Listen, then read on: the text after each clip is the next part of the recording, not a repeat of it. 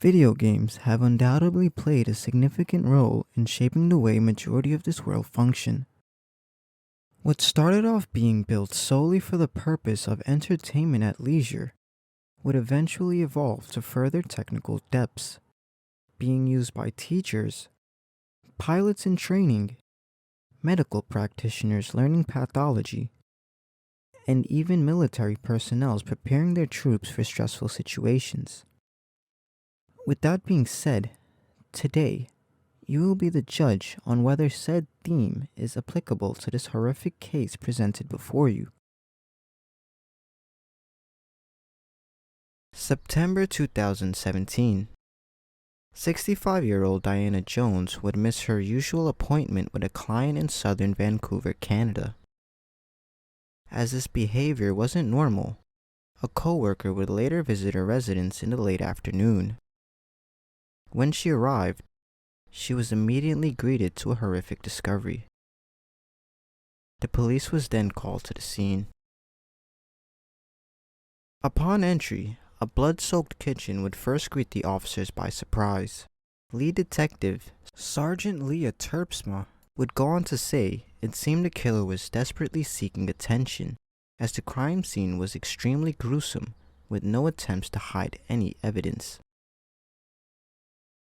64-year-old Diana Jones and her husband, 68-year-old Richard Jones, was found dead inside their own house. An autopsy would reveal Diana suffered severe blunt trauma initially, before she courageously fought her attacker. She would eventually be overpowered, being then dragged into the kitchen where she then had her throat cut. The autopsy on Richard would reveal he walked into the kitchen minutes after Diana had her throat cut and was immediately tackled to the ground and stabbed constantly to what medical experts stated almost 100 times. Police didn't have a suspect in mind, nor an image at the time, but did have 3 pieces of evidence that was fortunately left at the crime scene: a hat, a pair of gloves, and a hatchet. Surprisingly, the hatchet still had its serial number on the handle and would later be tracked to a local tire shop, being the only place that sells that particular type of hatchet. It was then the Vancouver Homicide Unit found a potential suspect.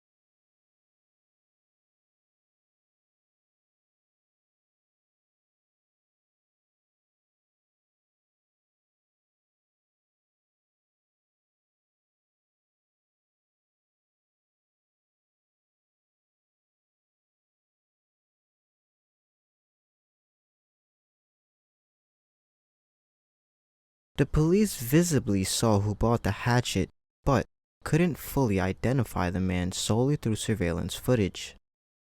A stakeout would eventually commence. Police knew if the shop and the crime scene was fairly close, then the suspect must live close. Police would monitor every movement in the area, essentially forming a box around the perimeter of the 2 locations. Patiently waiting, the next following month, the exact suspect was finally seen in public, entering a bank in Montreal.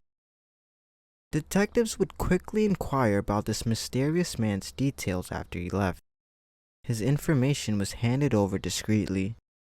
the man in the surveillance footage was identified to be Rocky Rambo Wei, a 25-year-old college student living with his parents. Detectives eventually followed Rocky home, thus learning exactly where he resides. Meanwhile, on the forensic side of the investigation, male DNA was later found under Diana's fingernails, but the profile would come back inconclusive. Detectives knew they had to get a sample of Rocky's DNA to see if it was a match. But how? Later that month, Rocky would eventually leave the house again, this time to pick up some groceries. Detectives quickly thought of a clever ruse in an attempt to retrieve any type of DNA they can possibly find. When Rocky would arrive to the grocery store, a young lady with a cast on her arm was desperately struggling to open a soda bottle. Rocky fell for the bait. He unknowingly gave his skin cells and his fingerprints when helping the young lady open a drink. The DNA was sent in on emergency notice and the profile would come back an exact match found under Diana's fingernails. He was issued for arrest and taken into custody. Hey there. How are you? Good. I'm Sergeant Leah Terpsma. It's good to meet you. How are you today? I guess you've had better days. Yeah, sure. Yeah, sure. Well, you're Rocky, are you? Yep. What should I call you? Is that the name you like? Rocky. Yeah, okay, I'll call you that. Call me Leah, of course. I've come in to talk to you about what's going on because I'm sure you're wondering what's happening. And there's a lot happening, of course, in an investigation like this. Pretty often there's a lot of people that we need to talk to, and we need to clarify their involvement, if any, and move through some of these things. Are you having any problems understanding me? If the vocabulary is difficult, I may not understand, but Yeah. mostly yes. You seem able to function well. Yeah, make sure you let me know, Rocky, if there's anything you need for your comfort today, like the bathroom or something to eat, or how's your health? Do you need What medication at all, or No. no? You're good. Good. Good. The start of this interrogation, the investigator will make Rocky as comfortable as possible, going as far as getting him a sandwich, snacks, and something to drink. Though this is not necessary, the investigator will solely do so in an attempt to get Rocky to openly conversate. What truly makes this interrogation fascinating is the reciprocated responses and coordinated kinesics. So I'm going to get some sandwiches going. So do you have any understanding of why you're here today? Yeah. Yeah, what's your understanding of the reason you're here today? They said I'm under arrest for 2 counts of murder. Yeah, do you know anything about that? The name of it. Do you know those people? No, you don't know them. Okay, good. Guilty suspects will often act oblivious to the blatant accusations before them. Rocky, however, acknowledges them and subtly addresses it with the information provided by the police. Had he not been given additional information as to why he's under investigation, his answer to that question most likely would have changed to, "No, I don't know why I'm here," or "You haven't told me why I'm here."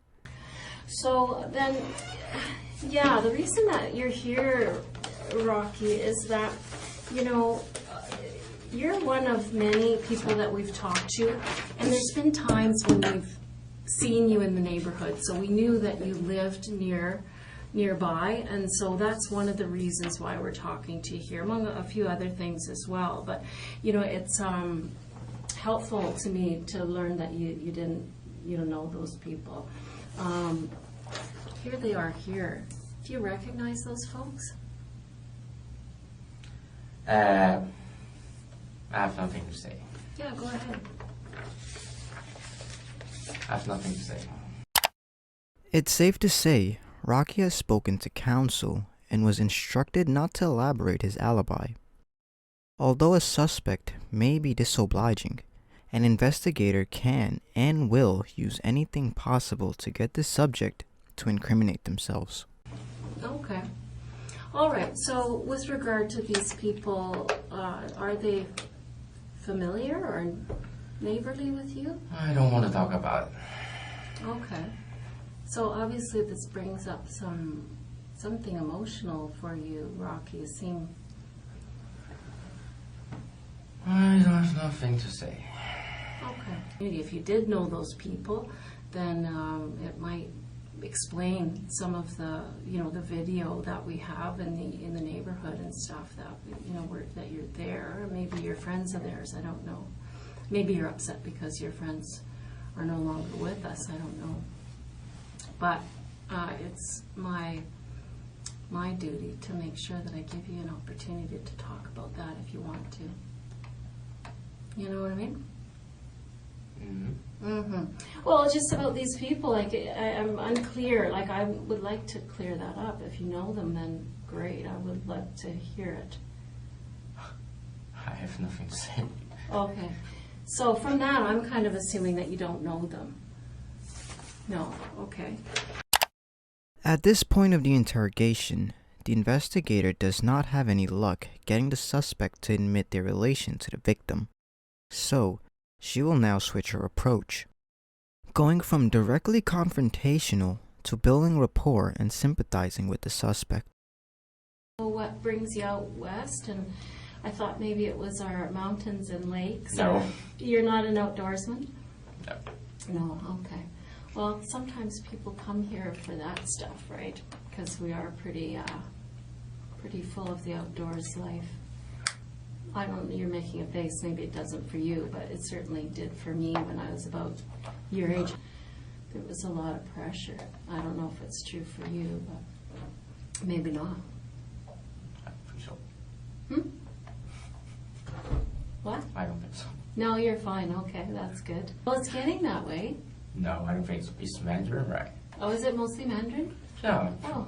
There's Moomin University, Calgary. Was it hard? No. It's too easy. Too easy. Have you been crying? For what? In the last few weeks, have you been crying? No. Why? No, over this. I don't know that guy. You don't know that guy? Well, that's good to know. What do you wish we knew about you? What? Is there anything you wish I knew about you to tell people, the investigators? Why? Why? Well, because, I don't know, you're under arrest for murder, so you'd think you'd be saying, listen, no, here's what I want you to know. Like, for instance, I'd be super interested in your, what you were doing on the 26th of September. Because if I can get an alibi, do you know what an alibi is? Yeah. Okay, so, if there's an alibi, I can go and... I don't think I have anything to say. Okay. Every time the detective tries to empathize, Rocky would disagree, essentially giving the impression that the police doesn't know anything about Rocky, and what they think of him isn't actually true. This goes on for several hours. One can argue this could be Rocky's defense mechanism to refute or misguide the detective's allegations. I mean, I want you to have an opportunity to address this, because I don't think it's really fair that we only know what's in that house. Okay? Why are you laughing? You don't think fair is important? Well, at least you're just trying to do your job, right? Well, no. Not really, Rocky. Not really. You're misunderstanding something. You're watching too much TV, Rocky. No.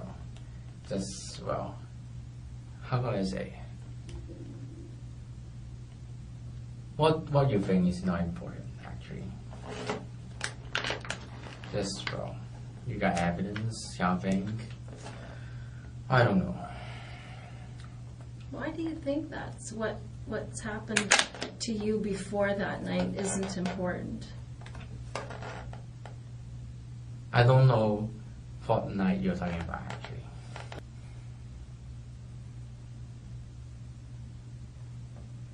I don't want you to walk out of here today saying, frick, I blew my chance to explain anything or apologize for anything or express some remorse, Rocky.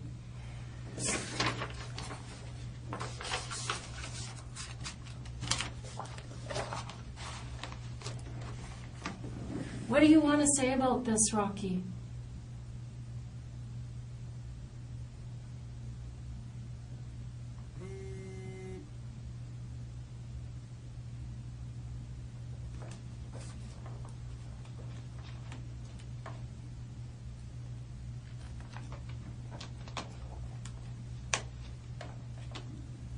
What do you want to say?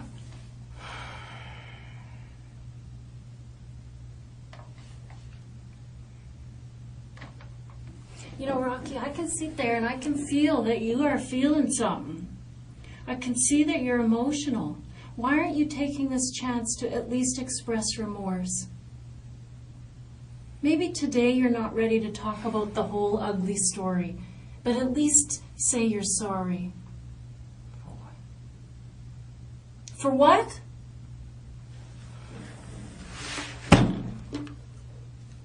You're an animal.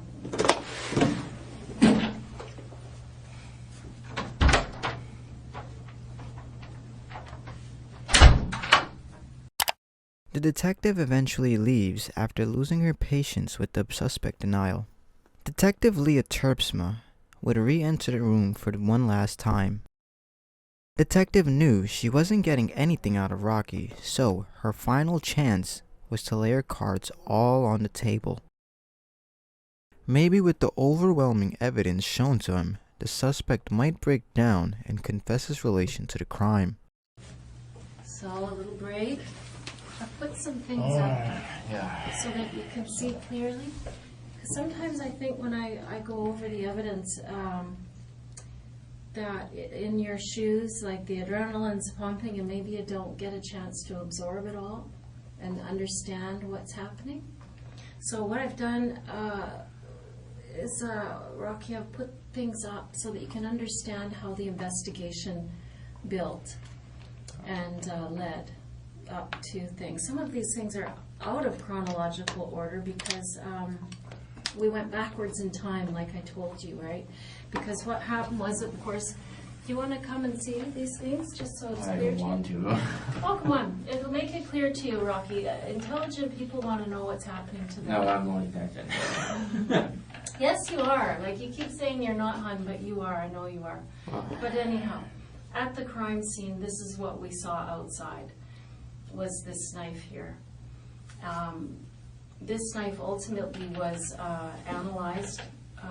Swabs were taken off of there by our forensic identification people, and later that was it was found that there was male DNA on there. And when we found that, we didn't know who you were yet, but we had this DNA profile.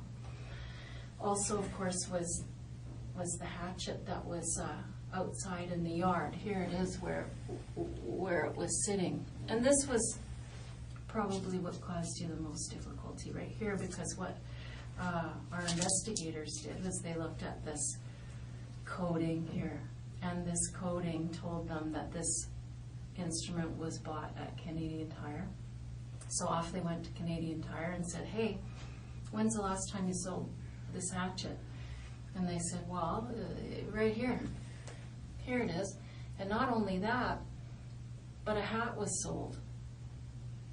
That hat right there, a hat similar to that. Anyway, that hat right there was sold, as well as these gloves, similar gloves to these ones.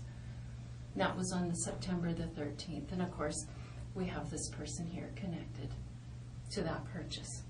We didn't know who you were yet, but we had this image of you. Here you are making the purchase here. You didn't even wait for your receipt. But anyway, you know, it's a computer system. They keep their own receipt. So we had this image, and what we did was we went into the neighborhood and we just set up surveillance everywhere. And soon enough, one of our very super bright guys said, there he is. And they followed you to the bank where you used your bank card. And then we went into the bank and said, who was that? And they said, that's Rocky Cam. So now we had your name. We knew who you were. And so then we could start to investigate who you were, and we followed you back to your house. So we knew where you lived then. So that's how the investigation got started. And believe me, Rocky, it has just only begun. I mean, we do have overwhelming evidence, but it has only just begun. This backpack here that we see you drop off at Canadian Tire, we later see it in the vicinity of this truck here. I verily believe you drove that truck away from the house, and your image was captured when you locked the truck and the lights came on. There was blood evidence in that truck. I know it looked like you tried to clean it or wipe it or whatever, but there was too much. I'm unclear about exactly where that forensic evidence is going, but the house was full of forensic evidence, so there are certain things that are taking a little longer. So then here we are, we have Rocky Cam, we know who he is. We have evidence at the scene, and we also, you'll notice right here, this is the autopsy report, and here they're taking fingernail clippings from Mrs. mah-jones. Okay, so we took those fingernail clippings and they analyzed them, and this is the notes from the undercover operator who took your DNA with the bottle when you opened it for her at the grocery store. These are her notes here. You can read them if you like.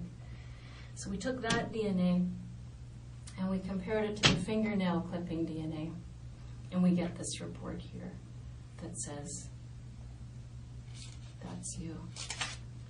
That water bottle was full of the suspect's DNA, and it matched what was under the fingernails. You can take this down, Rocky, if you want, and look at it really closely for yourself so you can rest your mind that here it is what it is. How was your break? Did you have a chance to think?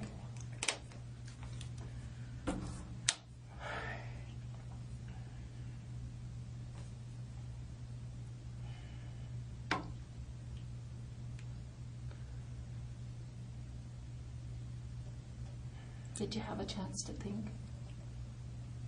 Yeah. I was thinking, I'm not gonna get any sleep tonight, am I? I didn't say that. And by the way, Rocky, it's 7:30. Detective Leah Terpsma did all she could in trying to get the suspect to confess to the crime.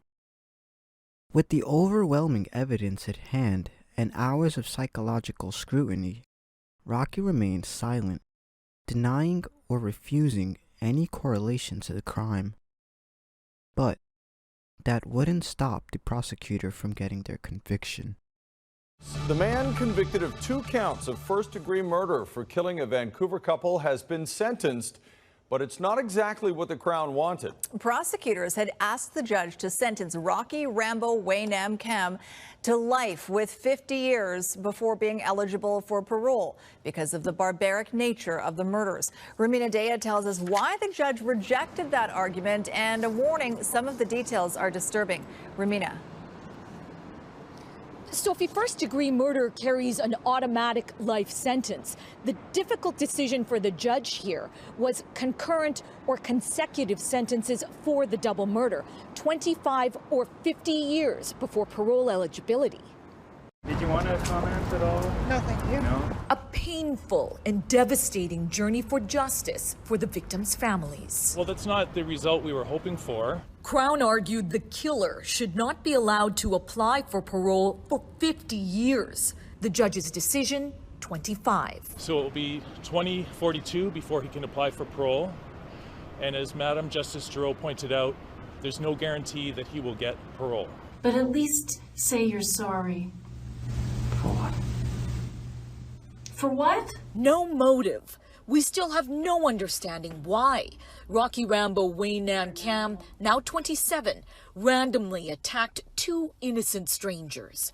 Diana Mah-Jones fought for her life as Cam slit her throat. Her husband, Richard Jones, slashed more than 100 times. Crown tried to convince the judge Cam poses a lethal threat to the public. Well, it's based on the circumstances of the offense, the nature of the crime, and the lack of an explanation for why Mr. Cam committed these murders. During the trial, defense argued Cam was consumed by violent video games, and he thought he was in a game when he killed the couple. The theory rejected by Madam Justice Giroux. Cam is a university graduate, no prior criminal history or diagnosed mental health issues. While the nature of the crime is extremely troubling and an indication Mr. Cam may continue to represent a threat to society, said the judge, there were no pre-sentence reports or psychological or psychiatric reports that indicate Mr. Cam is incapable of rehabilitation and therefore will be dangerous in 25 years. Do you think we're ever going to learn the motive? I honestly don't know.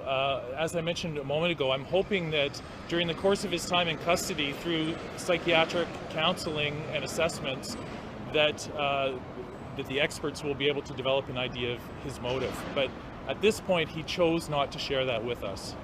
Crown says it needs time to review the judge's ruling before making a decision on whether it will file for an appeal. Sophie?